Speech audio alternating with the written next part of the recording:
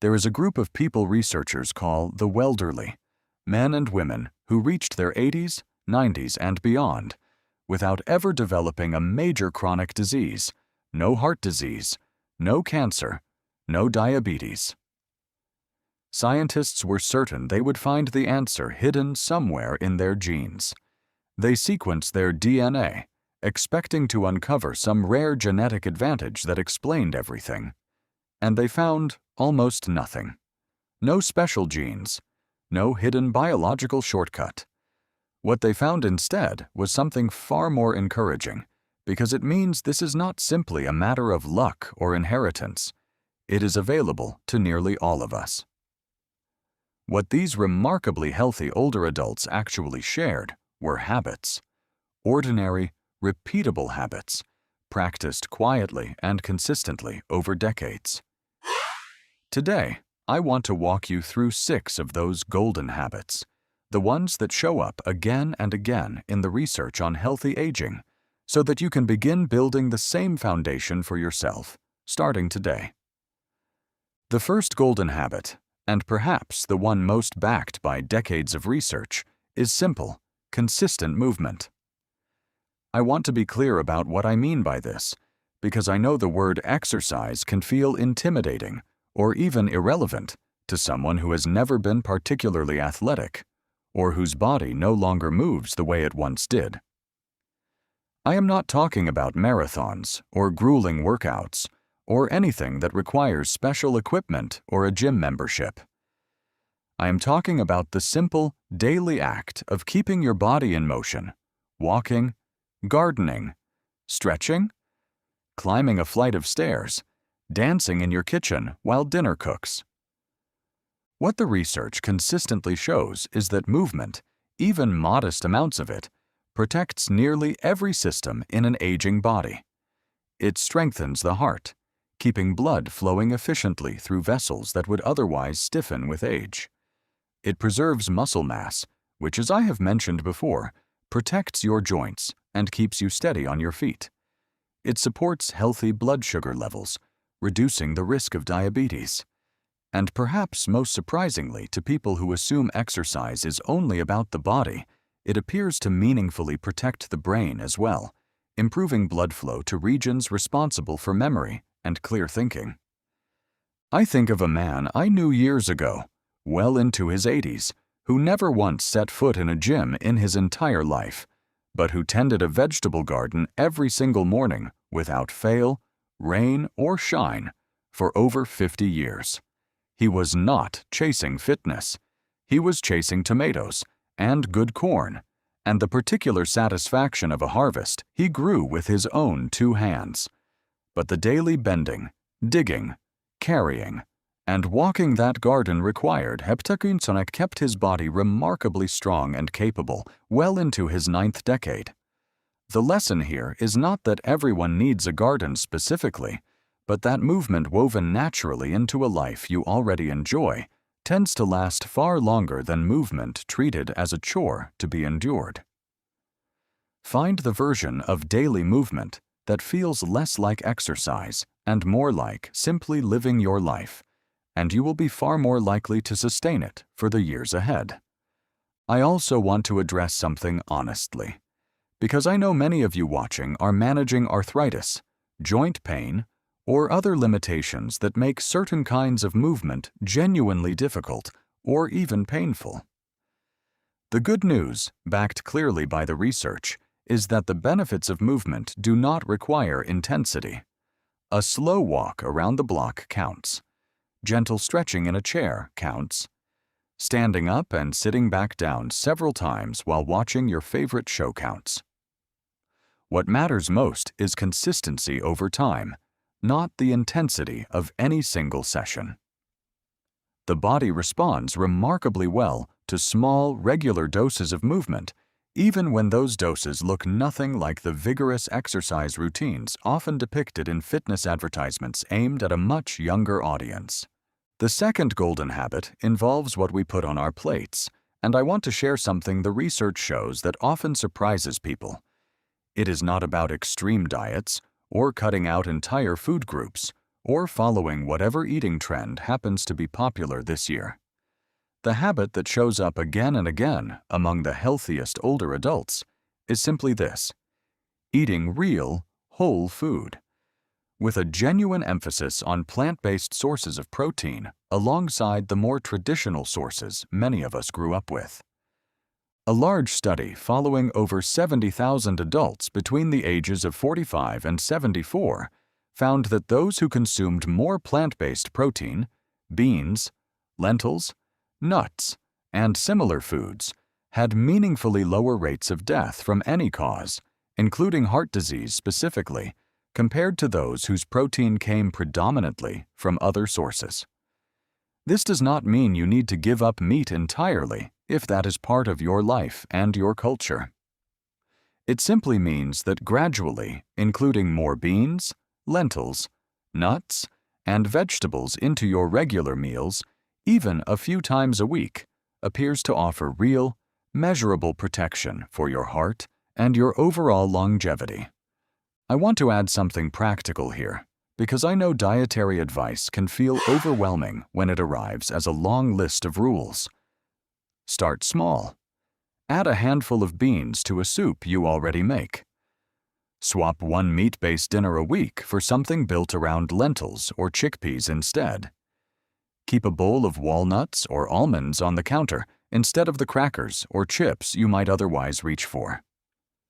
These are not dramatic changes, and that is exactly the point. The healthiest older adults in the research were not following rigid, exhausting diets. They were simply making small, sustainable adjustments toward whole, real food, consistently, over the course of decades, until those choices became second nature rather than something requiring constant willpower. I also want to mention something families often overlook entirely, which is the emotional and social dimension of eating well in later years. So many older adults, particularly those living alone after the loss of a spouse, find that cooking simply does not feel worthwhile for one person, and gradually shift toward the convenience of processed, packaged foods that require little preparation and even less enthusiasm. If this describes your situation, I want to gently encourage you to consider cooking as an act of self-respect rather than an obligation performed only for others. Prepare a real meal for yourself, even if it is modest, even if it is simply a good soup and a piece of whole grain bread. Better yet, if possible, share that meal with someone else regularly, a neighbor, a friend, an adult child, since eating in the company of others tends to encourage healthier choices and genuine enjoyment of the meal itself, rather than the hurried, joyless eating that often accompanies solitary meals eaten standing at a counter. The third golden habit is one that our culture has historically undervalued, treating it almost as a luxury rather than a genuine biological necessity, and that habit is quality sleep. For many years, exhaustion was worn almost like a badge of honor, evidence of a hard-working, disciplined life. But the research on aging tells a very different story. Sleep is not simply rest. It is when your brain clears away metabolic waste that accumulates during your waking hours. Waste that, left unaddressed over years, is increasingly linked to cognitive decline. It is when your body repairs tissue, regulates hormones, and consolidates memories from the day. Skimping on sleep does not simply leave you tired the next morning. Over years and decades, it appears to meaningfully increase the risk of the very conditions we are all trying to avoid as we age: cardiovascular disease, diabetes, and cognitive decline among them.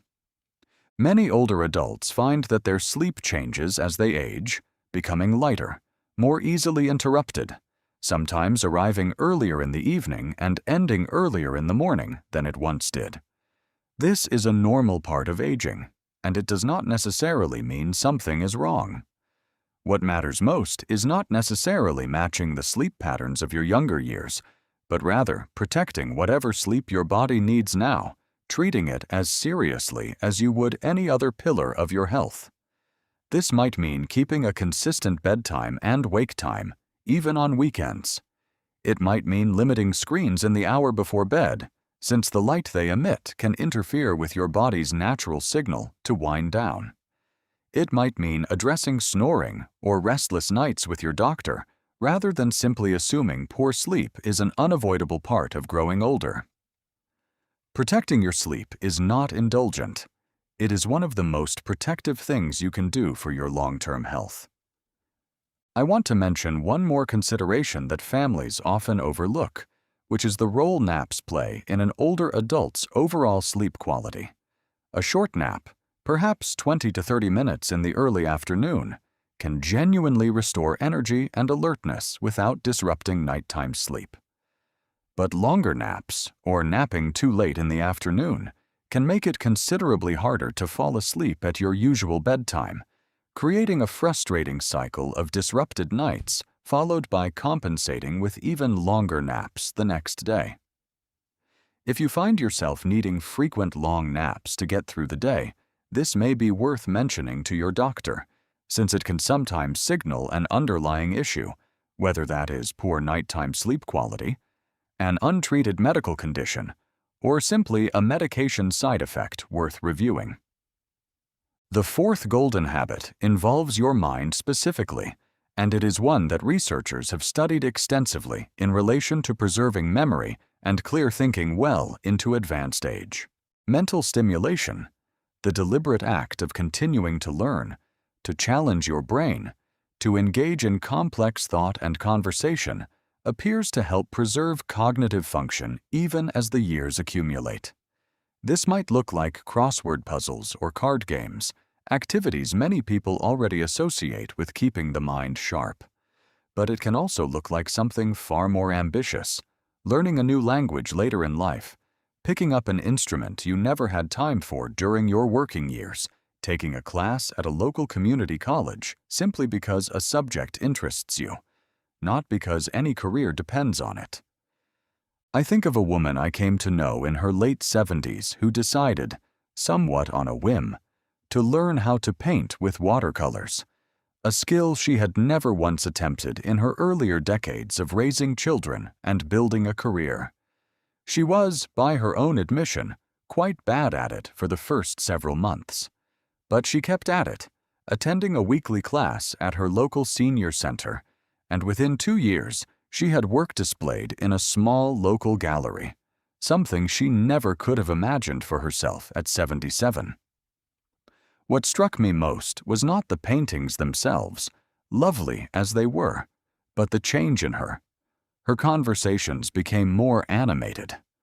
Her memory, by her own report and her family's observation, seemed noticeably sharper.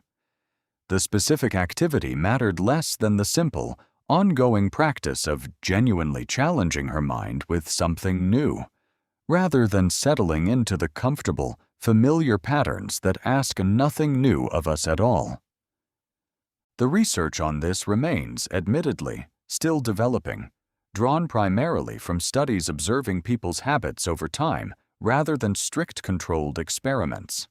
But the pattern is consistent enough and the potential benefit meaningful enough that I believe it deserves a place among these 6 golden habits regardless. Keep learning. Keep challenging your mind with something genuinely new, not simply repeating the same familiar puzzle every day, but occasionally reaching for something that asks your brain to build entirely new pathways. It appears to matter more than most of us ever realized. There is a particular kind of mental stimulation worth mentioning specifically, because it combines so naturally with another habit we will discuss shortly, and that is learning alongside other people rather than in isolation. A class at a community college, a book club that meets weekly, a group learning to play cards or a new instrument together. These activities challenge the mind while simultaneously providing the social connection that turns out to matter just as much for healthy aging. If you're looking for a place to begin building this 4th habit, I would encourage you to look first for something you can do with others, rather than something you would do entirely alone, since the combined benefit appears to be considerably greater than either habit practiced in isolation. The fifth golden habit is one I believe is chronically underestimated in conversations about healthy aging because it does not show up on a blood test or a doctor's checklist the way blood pressure or cholesterol does, and yet its impact on both length and quality of life is genuinely profound. That habit is meaningful social connection. Loneliness, researchers have found, does more than simply make someone feel sad. It appears to function almost like a chronic physical stressor on the body, associated with elevated risk of heart disease, cognitive decline, and earlier death, comparable in some studies to risks we normally associate with smoking or physical inactivity. This is precisely why the healthiest older adults researchers study so often share not just healthy bodies, but rich, active social lives, regular contact with friends, family, neighbors, and community. This might look like a standing weekly coffee date with old friends. It might look like volunteering somewhere that puts you in regular contact with other people. It might look like a faith community, a card game group, a walking club, anything that provides consistent, genuine human connection rather than isolated days spent primarily alone. I want to be honest about something here, because I know circumstances change as we age in ways that can make this habit more difficult to maintain than it once was. Spouses pass away. Old friends move closer to their own children, or pass away themselves. Driving becomes harder, making it more difficult to simply show up to the places connection used to happen naturally. If this describes your situation, I want to gently encourage you not to wait for connection to arrive on its own, but to seek it out deliberately, the same way you might deliberately seek out healthy food or regular movement. Call an old friend you have been meaning to reach out to. Investigate a senior center or community group in your area. Ask a family member directly for a standing weekly phone call, rather than waiting and hoping they will simply remember on their own. Connection at this stage of life often requires more intention than it once did, but the research is remarkably clear that the effort is worth it for your heart, your memory, and the simple, immeasurable quality of your days. I think it is worth acknowledging honestly that reaching out first can feel vulnerable, especially for those raised in a generation that valued quiet self-sufficiency above almost everything else.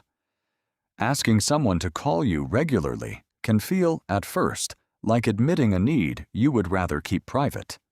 But I have come to believe that this particular kind of vulnerability is one of the wisest investments a person can make in their later years. The friends and family members I have spoken with are, almost without exception, glad to be asked directly, relieved even, since so many of them are quietly wondering how to stay closely connected themselves without wanting to intrude or overstep. A direct, honest request for connection is rarely received as a burden. Far more often, it is received as a gift, one that strengthens the relationship in both directions. The sixth and final golden habit ties together everything we have discussed so far, and it involves cultivating a genuine sense of purpose, something meaningful to wake up for each morning, beyond the simple maintenance of daily survival. Researchers studying populations known for exceptional longevity around the world have repeatedly found that a clear sense of purpose, something the Japanese call ikigai, roughly translated as a reason for being, appears consistently among those who not only live the longest, but who report the greatest satisfaction and well-being throughout their later years. Purpose does not require anything grand or extraordinary. It might be tending a garden that feeds your family. It might be the weekly commitment of reading to children at a local library, or mentoring a grandchild through a difficult season of their life, or simply maintaining a home, and a life that reflects the values you have carried for decades.